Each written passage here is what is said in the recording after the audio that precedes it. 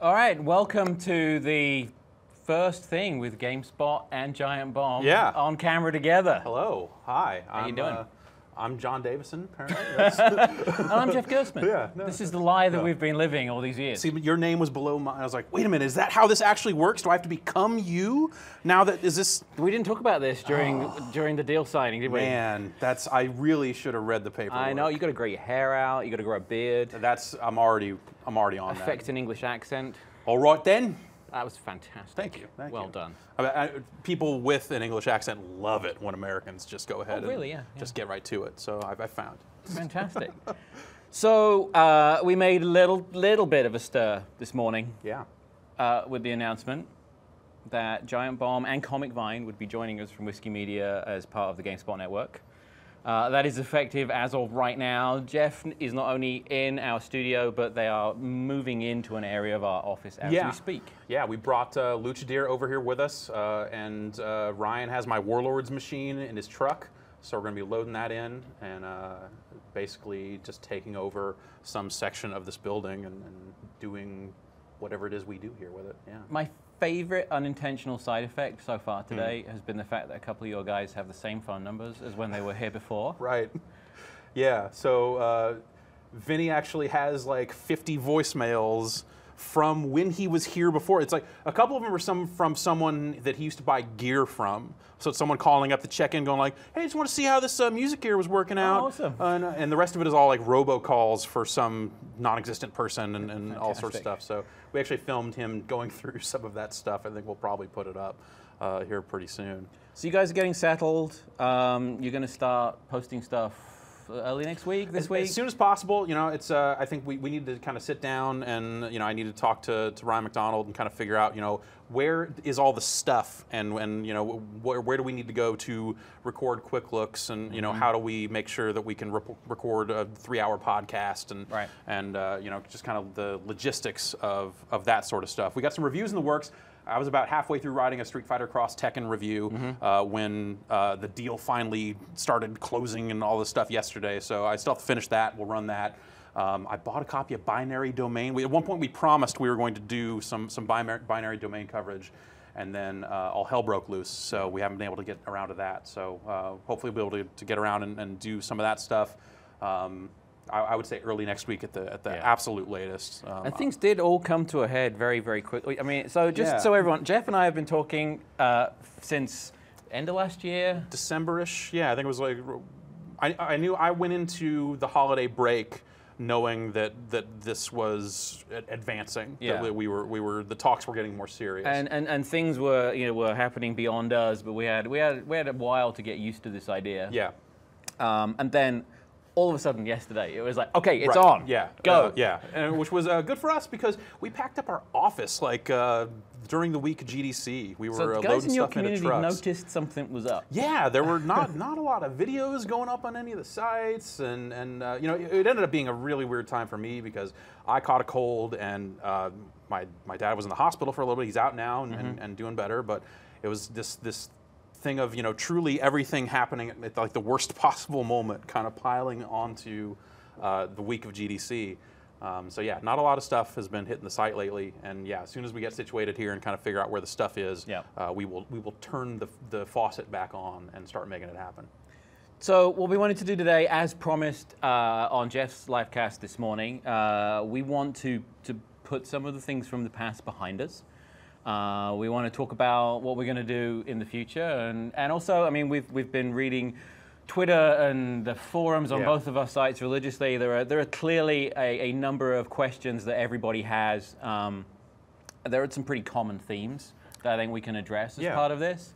But the big one that we wanted to talk about was putting the past behind us a little bit. Yeah. And you've never really had the opportunity. I mean, you've never had the opportunity to speak about what happened. Legally, yeah, I was unable to talk about anything that happened when I was fired back in 2007. Yeah. Yeah, kind of the documents I signed sort of on my way out were this non-disparagement of we're not going to talk mess about you. You don't talk mess about us. Everything will be cool. And we want to maintain that. I mean, we don't want to dredge up any sort of. We don't open old wounds. We just want to put it behind us and and show people, that we're very cool with this. Here's and what really yeah. happened. I guess that's the kind of the theme. And I know, like, one of I think the first time that we kind of sat down around a table and talked about things, I said, like, you realize for this to work, we're going to have to tell this story. Yeah. And I think both you and Simon were both just like, yeah, we will. And that's, that feels good, to know that we'll be able to kind of get this stuff out here. So there's the rumors have been swirling for years. A lot of people kind of have a general sense of how they think this stuff went down, and definitely some of that stuff is 100% accurate. But it kind of blew up into this weirder, bigger thing that dragged a lot of people through the mud that are good people, and there was a lot of collateral damage through that stuff, and it'll be good to kind of just get out and talk about a lot of that stuff. So I mean, I've only been at GameSpot for 18 months, and there's a lot of guys on the team that weren't here at the time. There are still a number of people that were here back then. So I had the benefit of looking at it from the outside. So I mean, I've been sort of. I mean, you were working up the street at that point. So I had my own thing at the time. So so that was during. Okay, so that was during What They Play and that sort of stuff. Okay. So I was sort of on the periphery of the games media space and seeing what was happening, and it was just like, oh man, what the hell's going on down there? Yeah, it was. So let's it was take the people craziest. back, It's right? crazy. So yeah, let's go back through and talk about the craziest thing that's ever happened to me. Tail end of 2007, right? Right. Yeah. That is when I was called into a room and let go. Was shortly after Thanksgiving in 2007. But the story kind of goes back further than that. Yeah. We had a new management team in place around here. This was, Greg Kasavin went off to EA, and some changes happened around here, and we had a lot of new managers in place that hadn't really worked with an editorial team very closely, and that led to some issues. Yeah. And I think the first time we kind of so working in tandem with that. We were also working on rolling out a new scoring system, which is the current scoring system on GameSpot right now. And we went from this arcane math formula, which goes back to like the very beginning of '96. GameSpot, This was when Vince Brody and those guys launched the site. Like this was their methodology. They had this weighted scoring formula, and gameplay would count for this much of the final score, and sound would count for this much, and then there's reviewers' tilt, which was designed to let reviewers say that a game was more than the sum of its parts or less than, and that was a hard concept to convey. And over time, we just found that a lot of the same numbers kept coming up because the math worked out a certain way, and I just wanted to make sure that the editors kind of had the ability to say exactly what they wanted to say about a game, including the score. So we changed it to where the editors now just pick a score from 1 to 10 at half-point intervals. It's like a 19-point scale. And that was something that we worked on through the end of 2006 into 2007. It rolled out in 2007 once the new management team was in place. And your role at this point was, your job title was editorial director? Editorial director, yeah. And your responsibility was reviews primarily? Reviews primarily, and then I was hosting on the spot and doing a fair amount of kind of the on-camera stuff for the site as well. But yeah, I mean, primarily, working on reviews with guys like Alex Navarro and Ryan Davis. Like we were kind of running this reviews team. And as a knock-on effect of the new reviews system, there were some noticeable changes to the way people perceived GameSpot scores, right? Exactly. The overall score the average score on GameSpot ended up kind of dropping from I think around a full point is what it ended up being at some point, and this wasn't something that was even brought to my attention until I kind of got called into a room to talk about Ratchet & Clank Future, Tools of Destruction. This was sort of October 2007, right? Yeah, around there. There was some concern because there had been some pushback from the publisher with regards to pulling ad money because of that review. I didn't actually write the review, but I absolutely stood by it. And I kind of sat down. Sat down with the reviewer before the review ran. And so you didn't write that one, right? I did not write it, okay. but it's You know, it was on my watch. You know, Yep. like every review on GameSpot, and as far as I know, this is still the case, passed through numerous hands before it went up because I mean, we have a peer review process, and you guys use it? we still use it exactly. You know, on Giant Bomb, when a review is done, we forward it to the entire team. They look it over, Yeah. and a lot of it's for typos and things like that. But you know, sometimes there would be like, you know, this part of the review doesn't necessarily read like the score you're giving it. You should try to either, you know, adjust the score or adjust the language, whichever you know the kind of the reviewer sees fit. And that's been the review process on GameSpot for years and years. Yeah. So yeah, I stood by that review, but it sounded, you know, there were concerns. Some issues came up. Some issues right? came up. And then the next one, and so the big one Yeah. came after that, right? Yeah, the big one came after that, and that was Kane and Lynch Dead Men, which heck of a game. Yeah, you know, that game was disappointing. You know, it's the follow-up to Freedom Fighters, which is a fantastic game. Yeah. And you know, those guys are certainly capable of making fantastic games. Yeah. That game was not a fantastic game. Nope. So I said as much.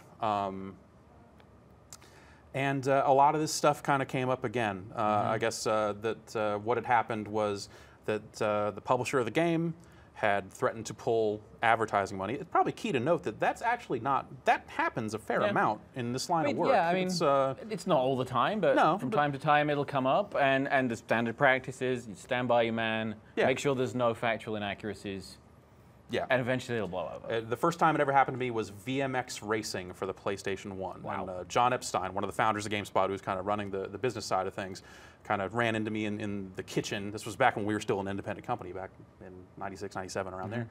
And kind of said, like, so that VMX Racing game's pretty bad, huh? And I said, yeah. Okay. And that was that. So, you know, but with a team in place that wasn't experienced at dealing with these issues, it kind of became like this 3-alarm fire of just like, oh man, they're pulling money. Like this, what is this guy doing? He's, you know, this guy at the top of our organization is costing us all this money.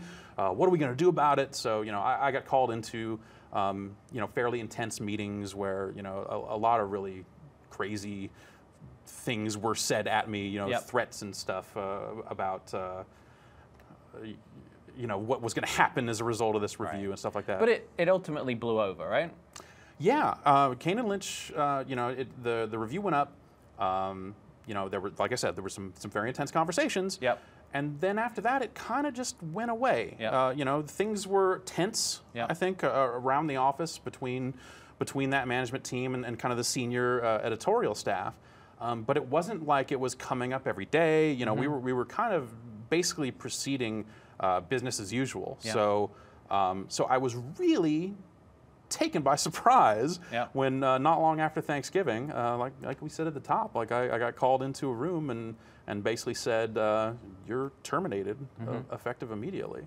And as your understanding of why that conversation happened? It's, well, it was interesting. I think the reason that came out of that was that they felt they couldn't trust me in the role. From my perspective, we did what an editorial team does, and we did what we were supposed to be doing. We reviewed games, we instructed people about the quality of games, and were completely honest.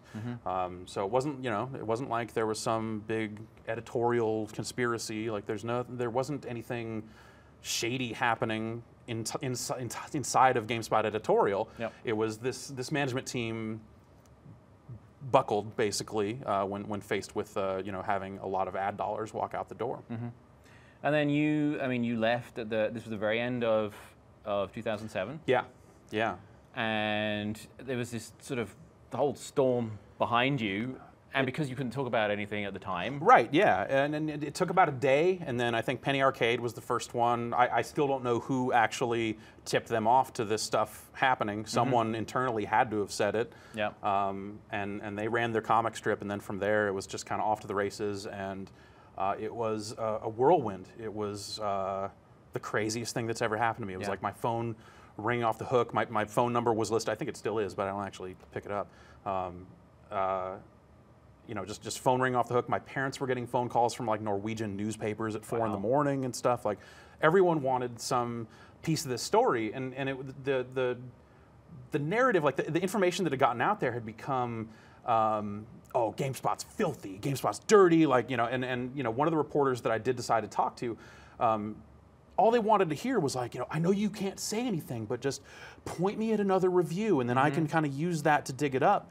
And I couldn't, and I assumed that person, that person never ran a story because there was no meat or whatever to it. Because you've been at GameSpot since pretty much the very beginning, right? Yeah, I started in October '96. So and the foundation of what made it what it was you stick to your guns editorially, right? Yes, editorial integrity was the thing that we kind of hung our hat on for years and years, and it was crazy to see that all that stuff had been undone by just like a few kind of simple mistakes from people who just didn't really get a clear sense of what it was that we did for a living. So then, and the narrative that I still see it from time to time, and I think this is why we wanted to have this conversation. I mean, I saw it come up on the site yesterday. Yeah, things happen where people say, oh, Jeff was fired because of the Kane and Lynch review. Yeah. Like it was, you wrote the review and then you were out the next day. Yeah, it just exactly. did not happen like that. It didn't quite happen like that. I understand why people would say that, and I think that is not necessarily an untrue statement, but there's a lot more to it. Yeah. And that was the hardest part through all this, is kind of being in a position where I couldn't really say anything at all, was watching.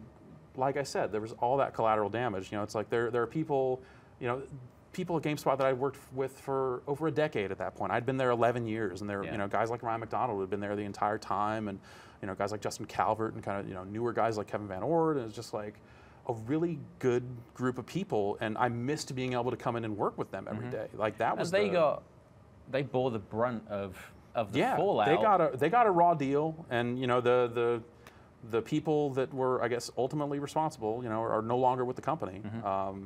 But the people that were kind of left behind had to go through a lot of really bad stuff. Yeah. And the developers of Kane and Lynch, IO Interactive, those guys, they just put out a game. Like I ran into them not too long after all this happened, and or a couple of the guys that worked on the game. They said, "Yeah, that game wasn't very good." And I said, "You should call up my old boss and tell him that."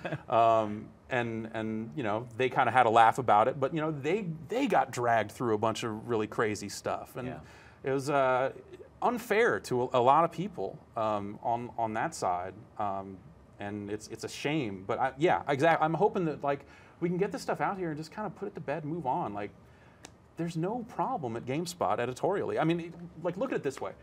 If there was, I wouldn't be sitting here right now. I had multiple chances over the course of the last few months of you and I talking, and kind of, as the lawyers got closer to doing this deal.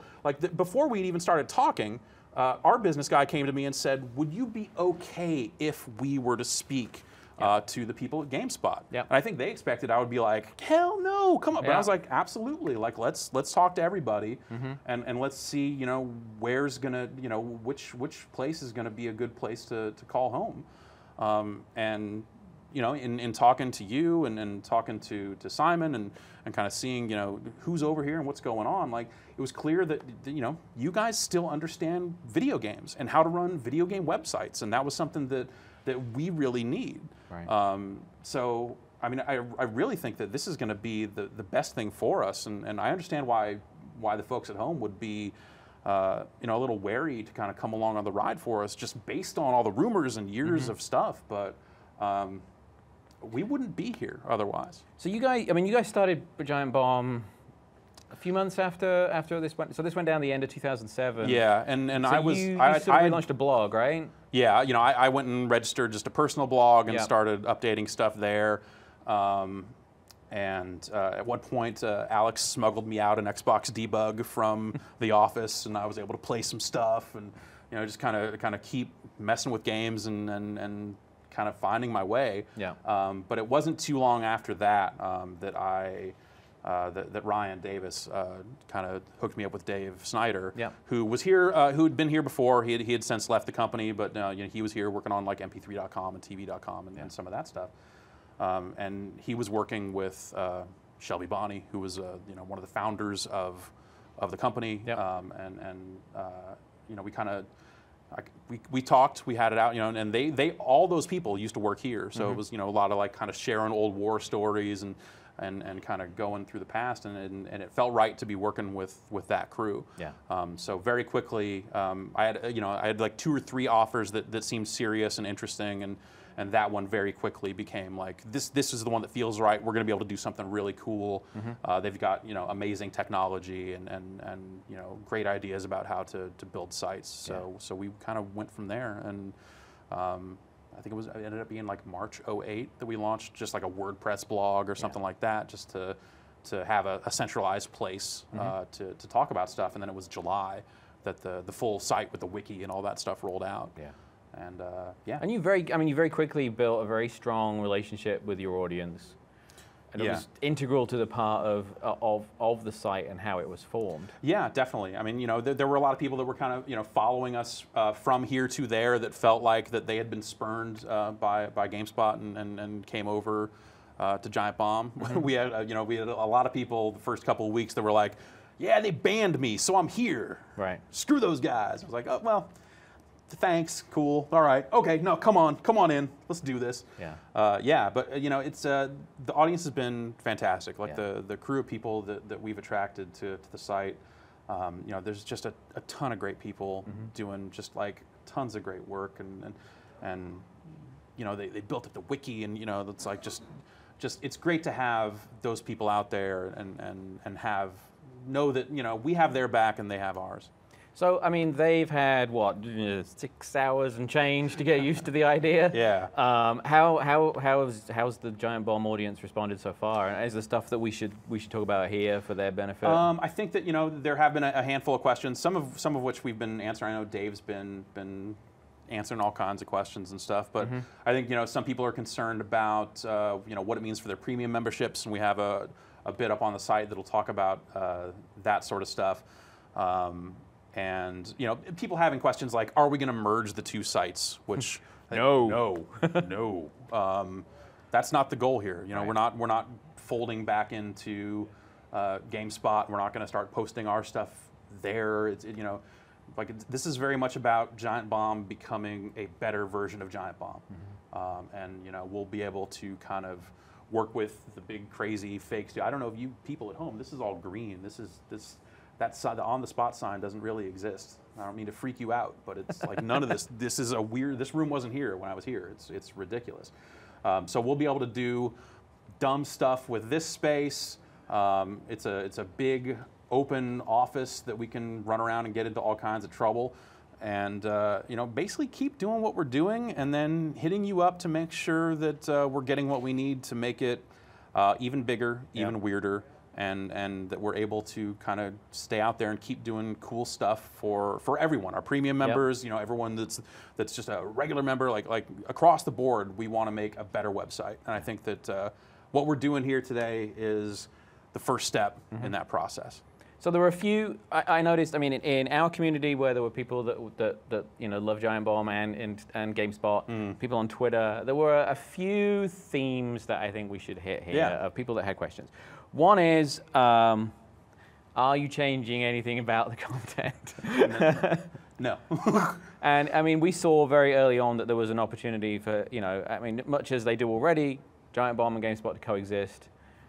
We tackle things very differently between the 2 sites. Yeah, I mean, we've got a different approach. I mean, we've put more effort into putting up long videos of games and kind of, instead of kind of doing the traditional preview stuff, like saving a lot of that for the podcast and saving a lot of that for other mediums and getting stuff out there in different ways.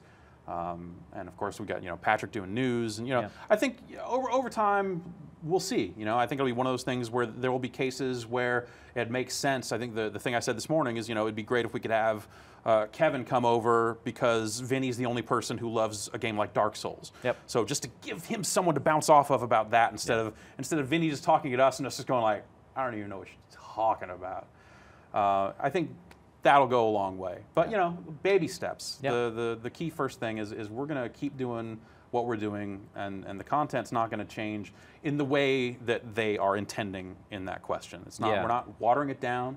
We're not homogenizing it. We're not trying to make our stuff like GameSpot stuff and vice versa. Right. I think one thing that you were able to go and try something completely new that I think a lot of the games media is learning from is something that we talked about on GameSpot a little while ago, which is this notion of just shoveling the commodity content in front of people. Right. The days of that are gone, and we need to be applying a lot more thought to content, and opportunities come up, and there are some things where we're going to be like, look, we don't think our audience is necessarily that interested, but with this being two discrete audiences, we can be like, okay, well, this is maybe a Giant Bomb thing, or this is a GameSpot thing. We shouldn't also forget that as part of this, Comic Vine is now part of our group too. Yes, definitely. And the crossover with comic books and Comic-Con as an event is becoming a bigger and bigger deal. I know just have a huge booth at Comic-Con and stuff. So yeah, Tony and Sarah will be able to get down there and get just better access to all that stuff. I think that'll be really cool for them. Yeah. Another thing I was asked was whether I was going to continue to let you swear, which I thought this was hilarious, that somehow thought that a British person would somehow be the cursing cop. Right, yeah. You're gonna be I'm being very careful not to swear right now. Yeah, exactly. We're like I said, we're not looking to make changes to our content and the way we present it. Like the thing I said this morning, we cover M-rated games. Yep. There are games and there's footage that we're putting up on the site that is far dirtier than just about anything that we've said some pretty messed up stuff. All right, so we're up there. M-rated games exist and they're full of cursing. Sometimes we can be full of cursing, and that's going to continue for better or for worse, I guess. Right. Yeah. Anything else that your guys have been asking specifically? Gosh, let's see. Nothing off the top of my head. I know that it was a lot of people kind of wondering how the subscription stuff's going to roll over. Like, do they need to do anything? The answer is no. Basically, if you read the fact that we have up on the site about memberships, you'll see everything's going to stay the same until about April 15th, when we'll be kind of splitting the database between Giant Bomb and Comic Vine, and then the rest of the sites that formed the Whiskey Media family of sites. They've gone on to do some pretty cool stuff on their side of this. And your login and password will still work on both sites, but after that point, if you were to change your password on one, it wouldn't change on the other because we'll be split. Yeah. Premium members, the billing side of stuff will move over to Giant Bomb and Comic Vine and that sort of stuff. But there's text on the site that you can find, and if you have any more questions, I mean, this is just the beginning. We'll be available. We want to make sure that everyone gets their questions answered in a satisfactory way. I think that's an important part. I mean, as well as wanting to acknowledge to everybody that this is part of our past, we can't sort of gloss over it. Yeah. We wanted to start. Glossing over it is what got people into this position in the first place. So we wanted to be as transparent as possible on day one, and this is literally day one. Yeah. And speak to everyone about it. And transparent as possible on day 2 and beyond. Yeah. This isn't an isolated incident. This is. We'll be doing a lot. I mean, you guys. I mean, there'll be the Bombcast next week. That's a lot of how we've kind of treated our approach to game coverage, is kind of just letting people in and letting them see it. Like at times, it almost becomes like a bit of a reality show, and we're not going to stop that. And our reality just got a whole lot crazier. So if you stick around and watch, I don't know, man, it'd be crazy. And there's stuff coming down the pipe that we're going to be able to work on together. PAX is only a few weeks away. Right. Yes. Yeah, you guys are there, right? You're doing. We will be at PAX. We are judging a rock band competition on Thursday night, and then I believe our panel is on Saturday night. Yeah. So we'll be there, and come up, say hi, and if you've got any lingering questions at that point, we'll take them totally. Yeah. We'll have a bunch of guys there as well. Yeah, Danny O'Dwyer is going to be there. Danny's going to do a Escape from Mount Stupid live. Cool. And there'll be a bunch of us there, and we'll be there together. So if people want to come find us at PAX, we can chat there. Yeah. And then beyond that, it's into E3 and all kinds of wild stuff. Yeah, I got to warn you though. As soon as we have our first E3 meeting, I'm going to be saying where can we rent out a bar, because we need some kind of off-site location. Look, we need to do 5-hour podcasts, point blank. Fine. We need a place where we can do that, and to get the developers talking the way we like them to talk, they need drink. They need a drink. They do. So we'll have to figure that out, I guess. Yeah. So I think that pretty much wraps it up for today. Yeah, I think so. We'll be on Twitter. We'll be in the community. I've got Form Spring, all kinds of. Yeah. I'm out there. John's out there. Ask us stuff. Fantastic. Well, pleasure to have you here. Looking forward to the future. Thank you very much. All right, man.